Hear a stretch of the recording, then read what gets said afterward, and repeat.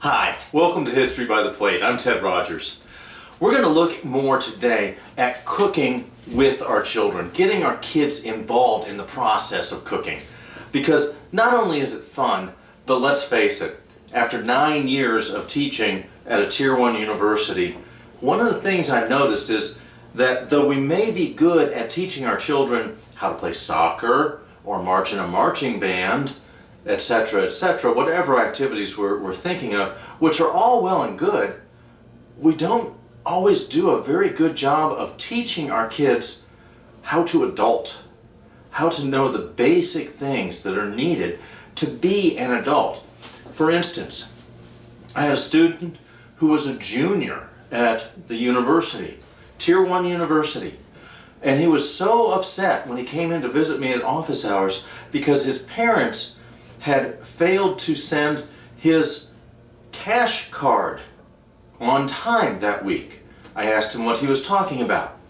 Well, it ends up that this junior at the university, who was doing relatively well at the school, didn't know how to budget or how to use a checkbook. And so his parents every week sent him a prepaid $200 cash card to get him through that week because he didn't know how to take care of these things himself. Now, one of the things that we can look at in teaching our kids how to adult, how to be good adults, is some of the basics of how to make good food for themselves. And one of the ways we can do that is getting our kids involved in the kitchen. And I don't mean doing little mundane tasks. I mean giving them specific jobs to make ingredients that the entire family is going to use throughout the week. Now, last week we looked at getting our kids involved in the kitchen by having them make a week's supply of butter. Easy to do and something fun. And today what we're going to look at is getting our kids involved in the kitchen by making a week or 2 week supply of one of those family staples, peanut butter. So let's go have some fun in the kitchen. Thanks. So what we're going to do, I have here a pound of roasted, unsalted peanuts. Even though they're roasted, I'm still going to heat them up a little bit because what that's going to do then is help to release some of the oils. So we'll put them in a large fry pan like that. Take out our trusty wooden spoon, we've seen some videos on this, and just lightly stir it, let it heat. Okay, great, so this has taken about 3 or 4 minutes now, and you can probably see they're starting to lightly brown, but you can also see how the oils are starting to come out. That's exactly what we want because that makes a tastier and more smooth peanut butter. So we're just going to turn the heat off now. So what we've done then is we've roasted 1 pound of peanuts, and I've fitted a food processor with the metal blade. So again, a great thing to do with kids, but supervise them when using the metal blade because it can be very, very sharp. So now we're just going to spoon these in.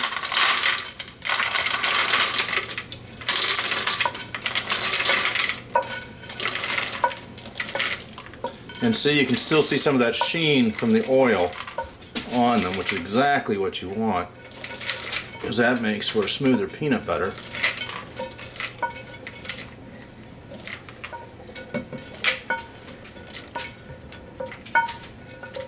That's good. Okay. And then what we're going to do is with that, we're going to then add a ½ teaspoon of sea salt that we have there, and then a tablespoon to 2 tablespoons of peanut oil. Again, it makes it a smoother consistency. And then, oh, doesn't that look good? That's local organic honey, about a tablespoon of really nice local organic honey. You could use sugar. Honey is healthier for you. But you'll want a sweetening agent, and I just frankly happen to like the taste of honey. And so we've got that in. We load up Make sure it's off. The food processor. And we'll turn that on, and we're going to let this run for a minute. So we'll come back to you after this has run for a minute. Okay, that's been processing now for about a minute. So why don't we stop this? And what we'll do is we'll take the top off. And you see it has kind of almost a hummusy texture to it now, very gritty. But what you want to do is just take the time to scrape down the sides. And that's all we're doing with this step, is just scraping down the sides just to make sure that everything can mix together. Looking good. And we're going to do this again for another minute. And then there's another step. We're not going to be done in 1 minute. So get that on. I'm going to get it started, and we'll come back to it in another minute. Okay, here we go, and you can see as the machine is working that it's starting to congeal, and so it's been going for another minute. So let's turn it off and scrape the sides down again. Don't you love that? The heat from the process is making a steam there. But you can see this looks almost like, well, it looks like peanut butter. You wouldn't want to use it right now though. It needs to process. The magic happens in the next minute. The magic happens in the next minute. But what you can do right now, which can be a lot of fun, is you can add different ingredients to this. So you could add, say, a half teaspoon of cocoa powder. You could add, if you wanted to, some hazelnuts, or hazelnuts and cocoa powder.